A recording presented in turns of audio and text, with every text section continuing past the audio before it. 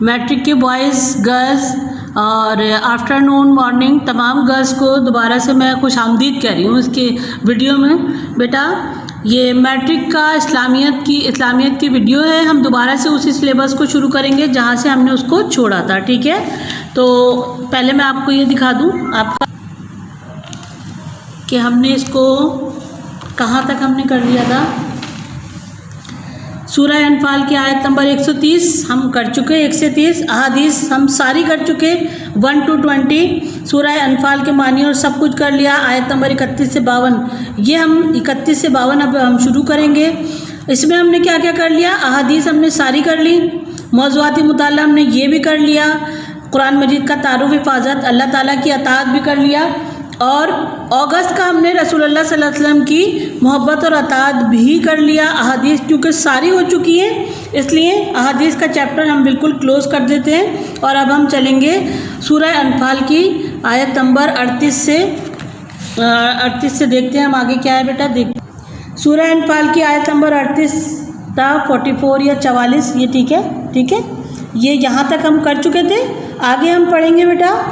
تو اب اس کو پڑھنا شروع کرتے ہیں۔ بسم اللہ الرحمن الرحیم۔ قل للذین کفروا ان ینتہوا یغفر لهم ما قد سلف ان یعودوا فقد مضت سنت الاولین وقاتلوهم حتی لا تکون فتنة ویکون الدین کلہ للہ فإن انتہوا فإن اللہ بما یعلمون بصیر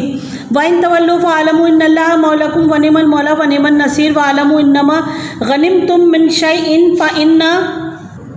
فَإِنَّ لِلَّهِ خَمْسَهُ وَلِلرَّسُولِ وَالَّذِينَ قُرْبَىٰ وَالْيَتَامَىٰ وَالْمِسْكِينِ وَابْنِ السَّبِيلِ إِن كُنتُمْ آمَنتُم بِاللَّهِ وَمَا أَنزَلْنَا عَلَىٰ عَبْدِنَا يَوْمَ الْفُرْقَانِ يَوْمَ التَّقَىٰ الْجَمْعَيْنِ وَاللَّهُ عَلَىٰ كُلِّ شَيْءٍ قَدِيرٌ إِذْ أَنتُم بِالْعُدْوَةِ الدُّنْيَا وَهُمْ بِالْعُدْوَةِ الْقُصْوَىٰ وَالرَّكْبُ الْأَسْفَلُ مِنكُمْ وَلَوْ تُعَضَّتُمْ لَاخْتَلَفْتُم مِّن بَعِيدِهِ وَلَكِنَّ لِيَقْضِيَ اللَّهُ أَمْرًا كَانَ مَفْعُولًا لِيَهْلِكَ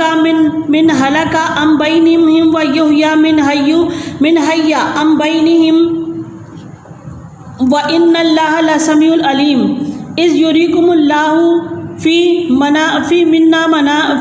منامك وقليلا ولو أراكم كثيرا لا فشلتم ولا تنازعتم من أمر ولكن الله سلام إنه عليم بذات الصدور وإذ يريكموهم وإذا تقيتم في أعينكم قليلا ويقلكم في أعينهم ليقضي الله أمرا كان مفعولا وإلى الله ترجع الأمور۔ اس کا ترجمہ دیکھیں گے ہم۔ اے پیغمبر کفار سے کہہ دو کہ اگر وہ اپنے اعمال سے باز آ جائیں تو جو ہو چکا انہیں معاف کر دیا جائے گا، اور اگر پھر وہی حرکت کرنے لگیں گے تو اگلے لوگوں کا جو طریق جاری ہو چکا ہے وہی ان کے حق میں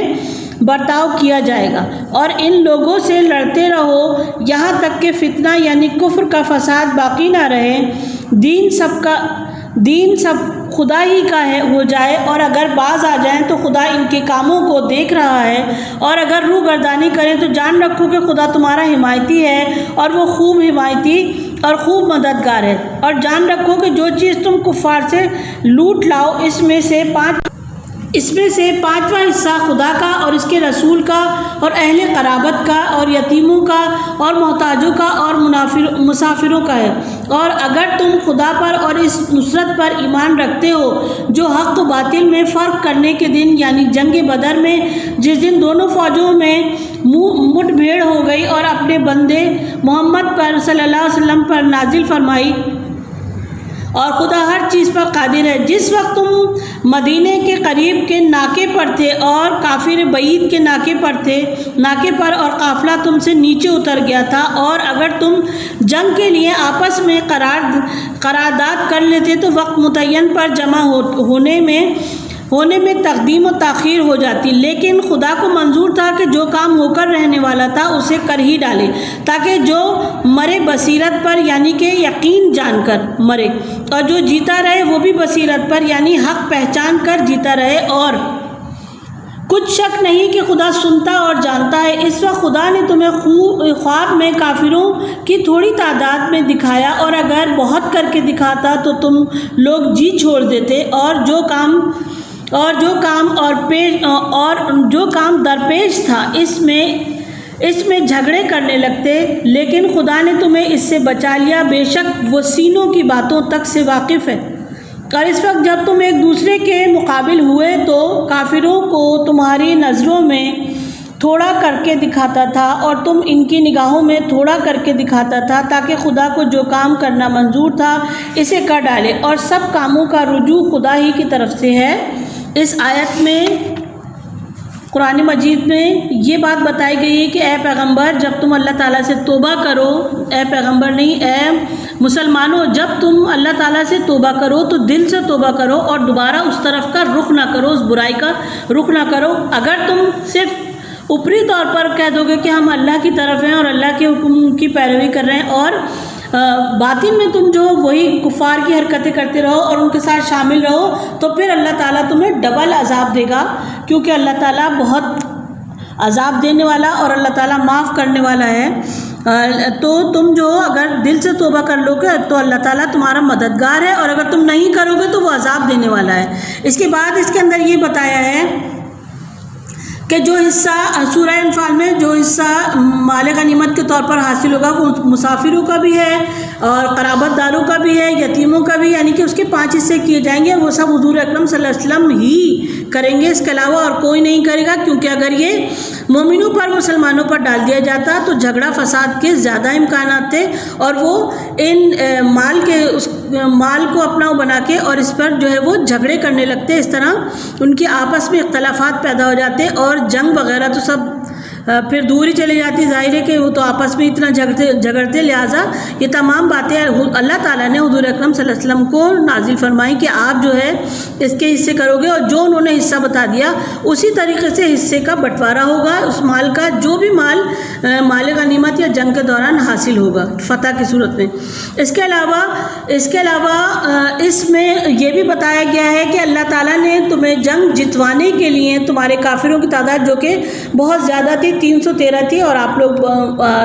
ان کی تعداد 1000 تھی اور مسلمانوں کی تعداد 313 تھی، لیکن اللہ تعالیٰ نے خواب میں انہیں کافروں کی تعداد کو اتنا کم کر دیا، اتنا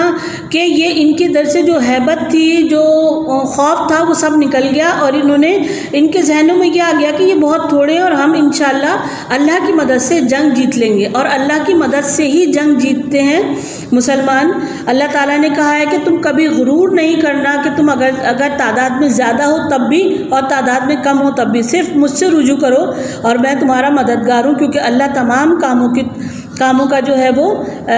مطلب جانتا ہے، اور وہی آپ کی نیت کے طور پہ آپ کو جنگ جتواتا ہے۔ اچھا بیٹا، اس کے اندر ہے الکلامات التراکیب، مزد گزر چکی، العدوۃ الدنیا، وادی کے اس جانب و کنارے، یوم الفرقان، فیصلے کا دن، العدوۃ القصویٰ، اس جانب اس کنارے، الرکوب، قافلہ، لفشیتم،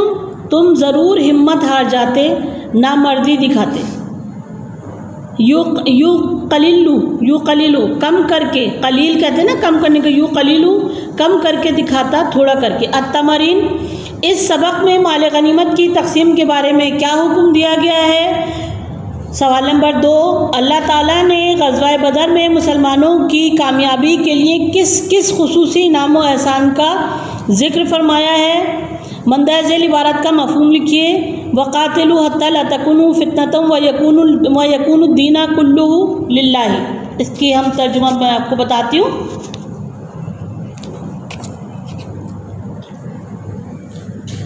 یہ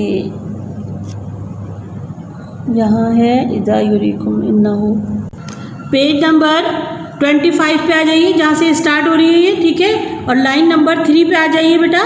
یہ لکھا ہے وَقَاتِلُوهُمْ حَتَّىٰ لَا تَكُونَ فِتْنَةٌ وَيَكُونَ الدِّينُ كُلُّهُ لِلَّهِ، यहाँ तक ये है, इसका तर्जुमा आप लिख लीजिएगा। एक ही आयत इसमें दी हुई है। जैसा कि मैं आपको बता चुकी हूँ कि अगर आप अल फैसल की बुक ले लेंगे तो आपको इसके सवालात करने में बहुत ज़्यादा आसानी होगी, और उसके अंदर जो सवालात हैं वही एग्ज़ाम में आते हैं। इसके अंदर कम है, उसके अंदर ज़्यादा है, लिहाजा वो हमें वैसे भी ख़रीदनी है, क्योंकि उसके अंदर जो है वही हमारे 5 ईयर में होते हैं, 10 ईयर में होते हैं। ठीक है, अगर आप ख़रीद लेंगे तो ये जो आपके जितने भी यहाँ पर आपके क्वेश्चन दिए हुए हैं, ये जिसके लिए आपको बहुत ज़्यादा आसानी होगी और बहुत आसान अल्फाज में तफसील से दिएगा। अगर आप क्लास में होते तो मैं खुद आपको सारा डिक्टेट करवा देती, कोई मसला नहीं था, क्योंकि अब हम ज़ाहिर ऑनलाइन है तो इसलिए आपको ये ख़रीदनी पड़ेगी। इतनी ज़्यादा वो नहीं है इसके, मतलब ज़्यादा महंगी नहीं है कि आप इसको आसानी से ले सकते हैं, और आपको आसानी बहुत ज़्यादा हो जाएगी अगर आप ले लेंगे और इसको करेंगे तो। ठीक है बेटा, कितने ठीक है बेटा, मैं आपको एक ही आयत कराऊँ, मैंने सोचा था 2, लेकिन ये कि अभी ज़ाहिर है सब बच्चे ज़रा घूमने फिरने में भी लगे हुए हैं, इसलिए मैं एक आयत को लेकर चलती हूँ। ठीक है बेटा, यहाँ तक आप काम कर लीजिएगा आसानी से। अल्लाह हाफिज़।